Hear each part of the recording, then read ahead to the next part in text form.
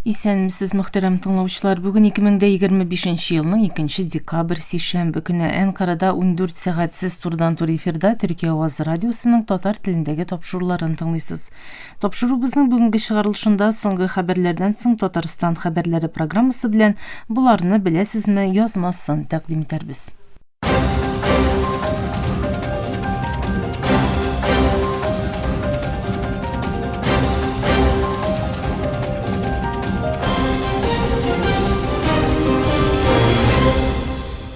Соңгы хәбәрләр. Русия үз көчләренең Украинаның көнчыгышында урнашкан һәм мөһим хәрби логистика үзәге булган Покровск шәһәрен, шулай ук төньяк көнчыгышта урнашкан Вовчанскине басып алуын белдерде. Бу белдерүне Кремль дүшәмбе көнне Телеграмда урнаштырды һәм сугышны туктатуга юнәлтелгән АКШ җитәкчелегендәге сөйләшүләрдә Вашингтонның яклавына ирешергә теләүче Киевка басымны арттырды. Илбашы Владимир Путин Русия хәбәр агентлыклары җиткергәнчә, Украинаның мөһим шәһәре Покровскине кулга төшерүнең хәрби көчләргә максатларына ирешү мөмкинлеген бирәчәген әйтте. Бу мөһим юнәлеш, без барыбыз да аның никадәр мөһим икәнен аңлыйбыз. Бу безнең махсус хәрби операциянең башында куелган максатларга алга таба ирешү өчен мөмкинлек тәэмин итәчәк, дип әйтте Путин команда пунктына сәфәре вакытында. Путин берлешләрдә Украина кешеләренең зур югалтуларга дучар булуын Украина халкының трагедиясе дип атады. Русия саклану министрлыгы интернетта Покровск үзәк мәйданында рус гаскәрләренең үз ил байрагын күтәргәнне күрсәткән видео урнаштырды. АКШ илбашы Дональд Трамп Гондурас сайлау органнарын тәнкыйтьләп 30 ноябрьдә узган илбашы сайлау нәтиҗәләрен үзгәртергә тырышсалар, моның авыр нәтиҗәләре булачагы турында кисәтте. Трамп моны Гондурас үзәк сайлау комиссиясе рәисе Анна Паола Холлның сүзләреннән соң белдерелде. Ул ике кандидат уңчы Насри Асфуры һәм элекке телевидение тапшырулары алып баручысы Сальвадор Насралланың техник тигезлек хәлендә булуын әйтте. Холга күрә белдерү ясалган вакытта Асфуры Насралладан 515 тавышка өстен иде. Трамп тавышларны санау бары тик 47% тавыш саналганда туктатылды. Комиссия тавышларны тулысынча санап бетерергә тиеш. Йөзләрчә мең гондураслының тавышлары саналырга тиеш. Демократия җиңәргә тиеш, диде. Узган атнада Трамп консерватив милли партия кандидаты Асфурыны яклады һәм элекке дәүләт башлыгы Хуан Орландо Хернандесны гафу итәргә ышандырды.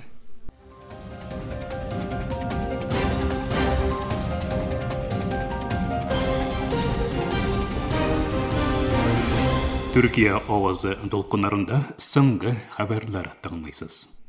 Израиль армиясе 10 октябрьдә үз көченә кергән утны туктату килешүен яңа бозу очрагы буларак Төньяк Газиздә үзгә гаскәринең 2 фәләстинлене үтерүен таныды.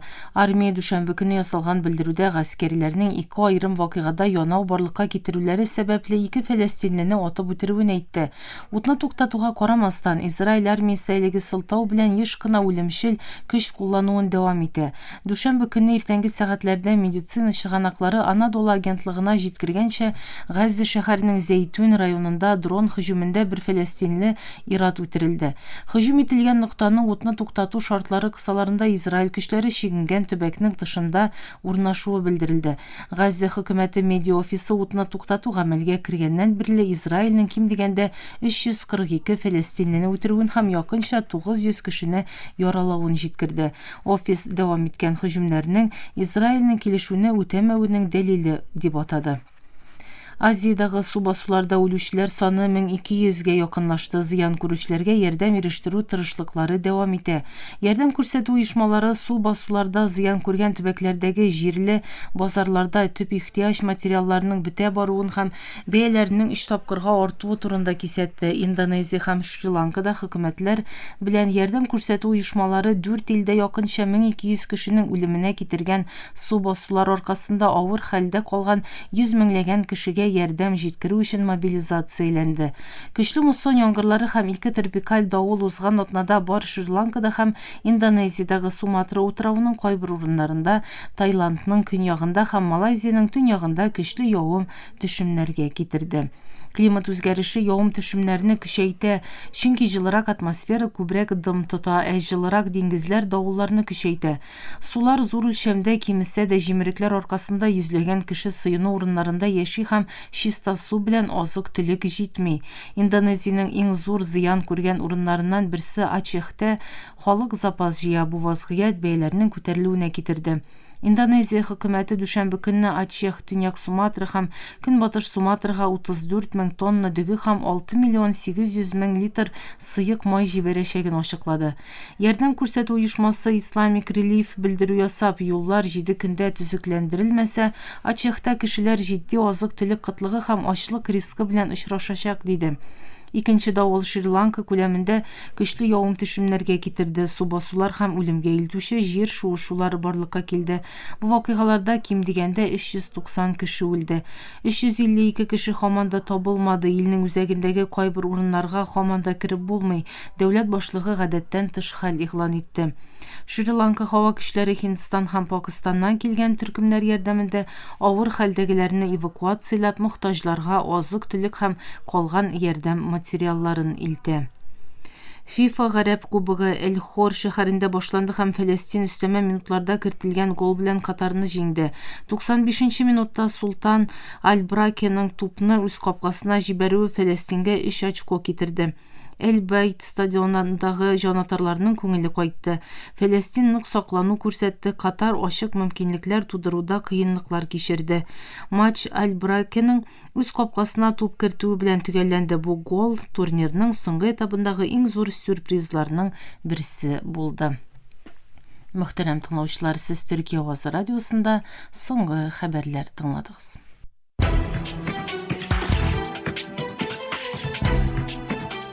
Татарстан хәбәрләре.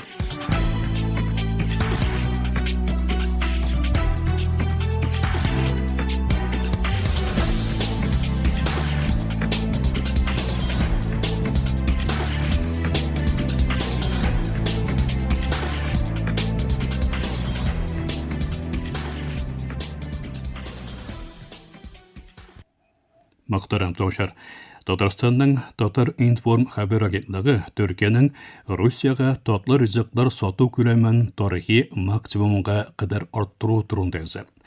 Октябрь айында Төркиядән Русияга татлы ризыклар китерү сизелерлек арткан.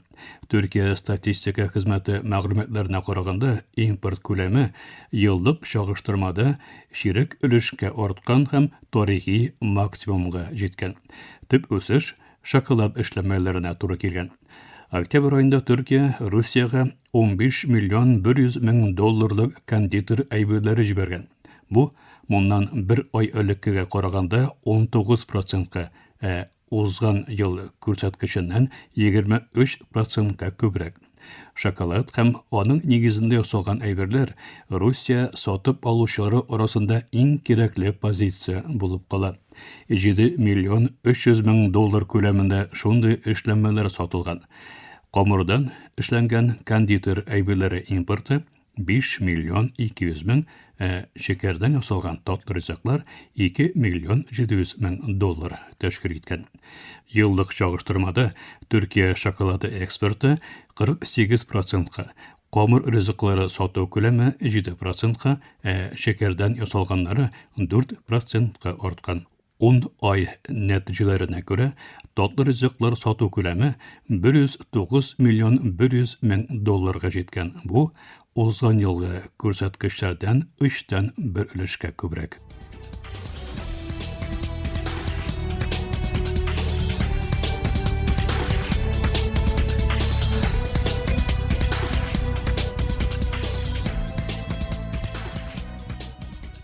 Татарстан Җумһурияте рәисе Рөстәм Миңнеханов татар ашлары турындагы китапның эр-риятта бүлеккә лаек булуы турында сөйләде.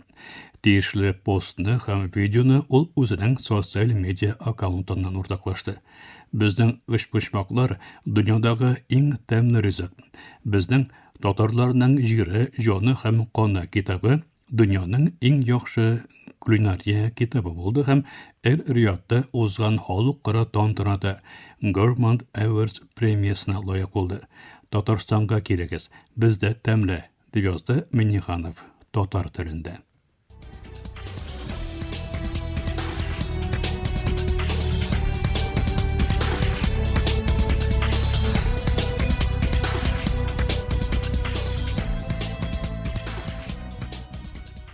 Татар информ агентлыгы белдергәнчә, Казан кооператив институтының Дәрдемән исемендәге татар мәдәнияте үзәге безнең кавым дип исемләнгән 6нчы Халыкара татар мәдәнияте үзәкләре фестиваленең гала концертын уздырды. Фестивальдә Самара, Түбән Новгород, Әстерхан өлкәләреннән, Башкортстан, Чуашстан җумһуриятләреннән, Татарстанның Яшел Үзән, Минзәлә, Арча, Балтач, Сарман, Чистай, Әлки, Балык бистәсе, Саба, Кукмара, Актаныш, Әтнә, Минзәлә, Азнакай районнарыннан, Казан, Бөгелмә шәһәре мәктәп гимназияләреннән, балалар бакчалары, китапханәләр, татар оешмаларыннан 120 гариза килгән. Барлыгы 300-дән артык кеше катнашкан. Дәрдмәннең туган авылыннан делегация вәкиллек, Австралиядәге татар башкорт оешмасы сәркатибы Диләрә Вәлиева, Болгариядән Әлфия Дмитрова да килгән.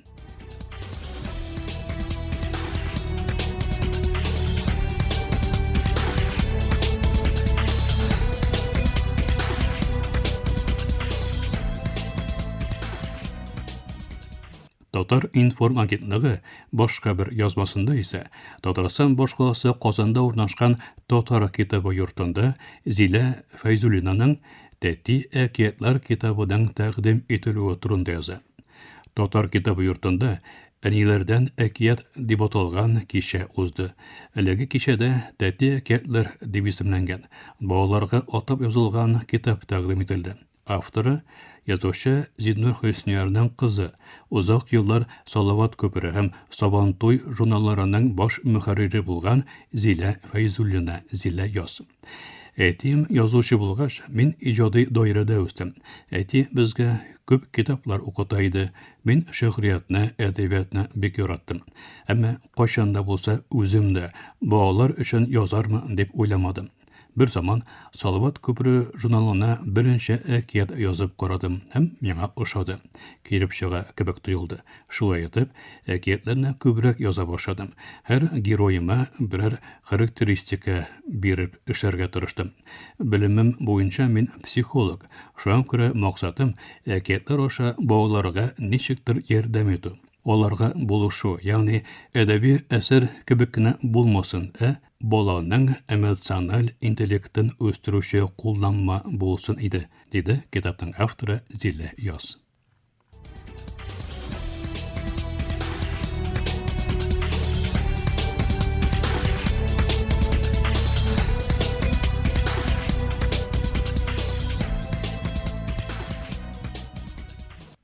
Киләсе елда Татарстан мәдәнияте көннәрен Мәскәүдә, Чилидә, Кытайда, Кыргызстанда һәм Таҗикстанда уздыру планлаштырыла.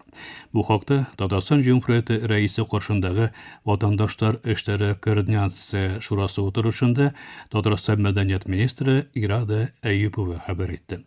Татарстан мәдәнияте көннәрен уздыруга гаризалар бик күп, әмма аларның барысын да гамәлгә ашырып булмый, диде ул. Әйюпова билгеләп үткәнчә, татарлар тупланып яши торган төбәкләр белән республика китапханәләре зур эш алып бара.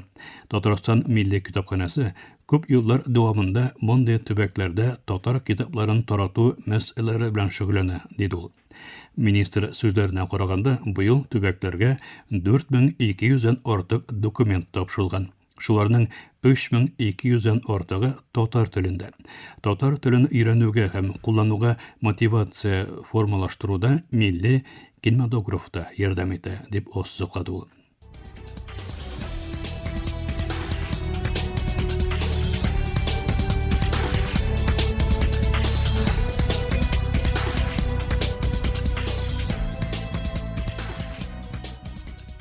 Азатлык радиосы Токиода татарлар төзегән беренче мәчетнең 88 еллыгы мөнәсәбәте белән Төркиядә оештырылган чаралар турында яза. 2026 жылда Токиодағы татарлар түзген мәчет 88 елдығын қаршылашақ. Оны Японияға келіп орнашқан мұхажир татарлар 1938 жылда ойыштыры һәм түзей.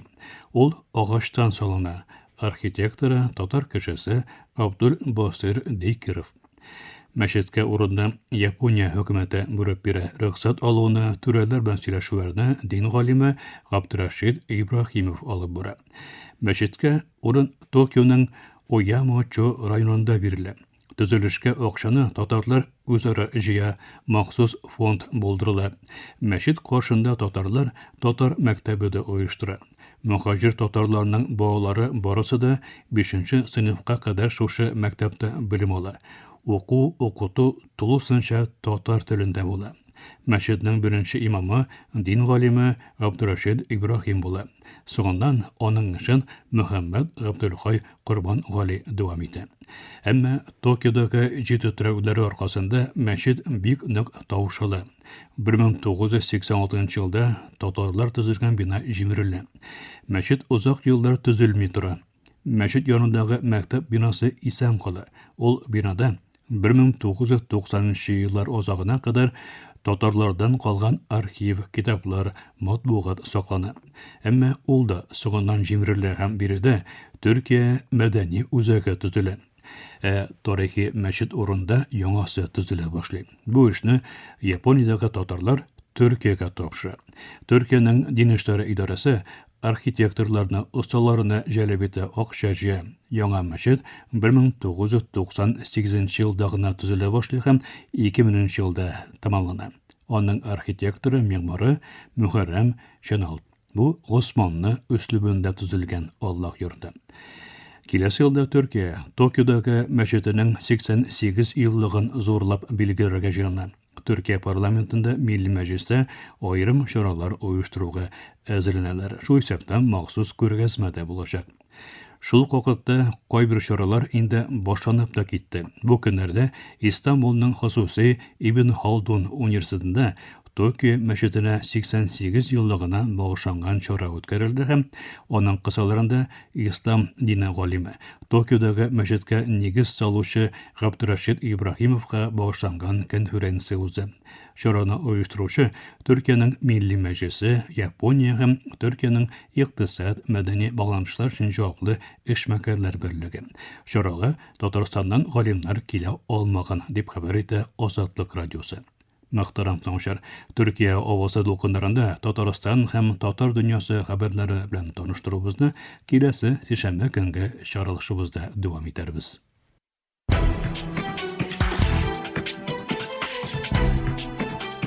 Татарстан хәбәрләре.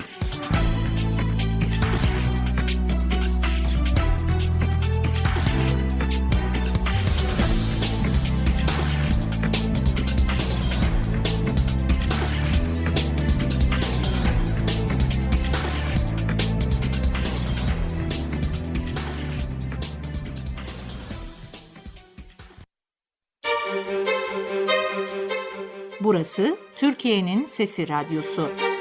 This is the voice of Turkey. Hier ist die Stimme Türkiye's. Ici TRT, Radio La Voix de Türkiye. İnca Ankara, Radyo Sedai Türkiye. هنا إذاعة صوت تركيا. Danışır Türkiye'nin Sesi Radyosu. Ovdje Radio Glas Türkiye. Türkiye'nin Sesi Radyosu. Qui è la radio La Voce della Turchia. Esta es la voz de Türkiye. Слушате емисията на български език на Радио Гласът на Тюркия. Юфлет Зари и Türkiye. 这里是土耳其之声广播电台。 اینجا انقره رادیو صدای ترکیه. دا Türkiye Radyo'da. خصوم Türkiye Zayını Radyo Gayane. Eterşehir Radyo Sadburi Türkiye Sıkma. Ovada Türkiye Ünü Radyosu.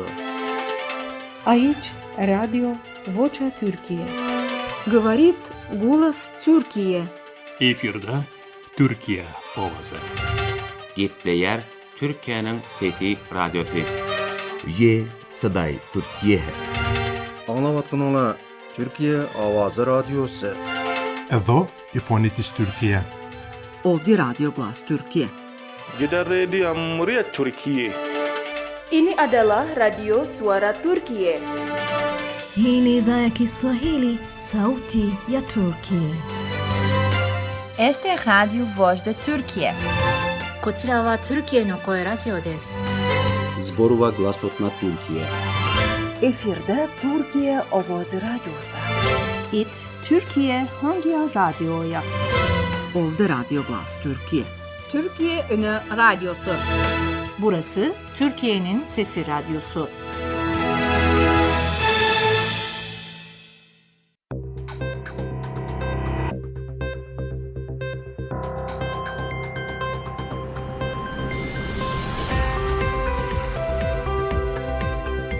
Bularni bilasizmi?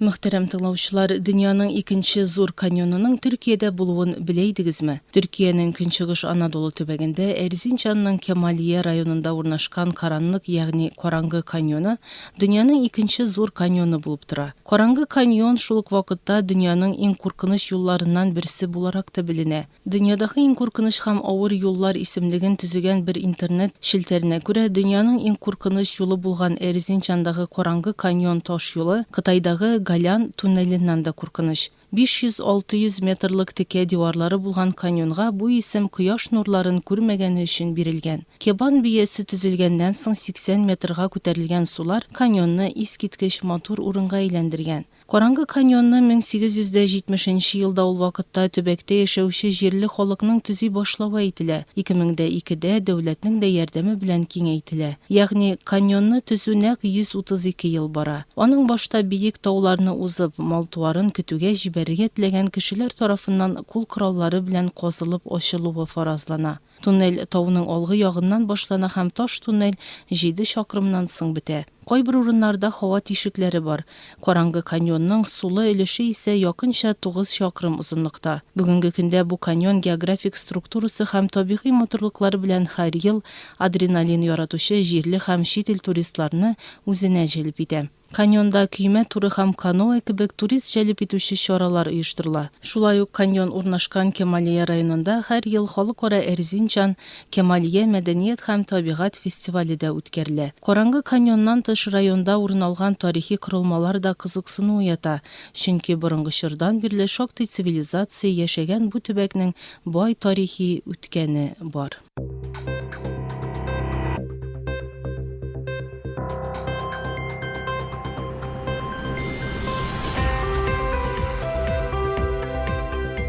Bularni bilasizmi?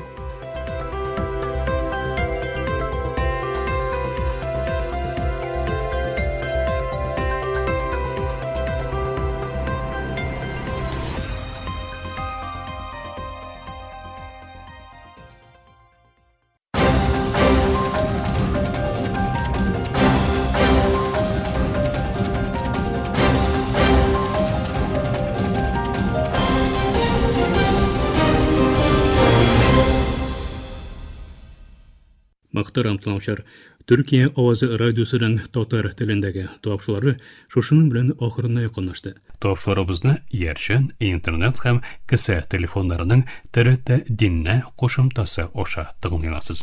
Безнең программа һәр көн Türkiye һәм Казан вакыты белән көндезге сәгать 2дә 19 метрлык кыска толкынның 15360 килогерц эшлегендә.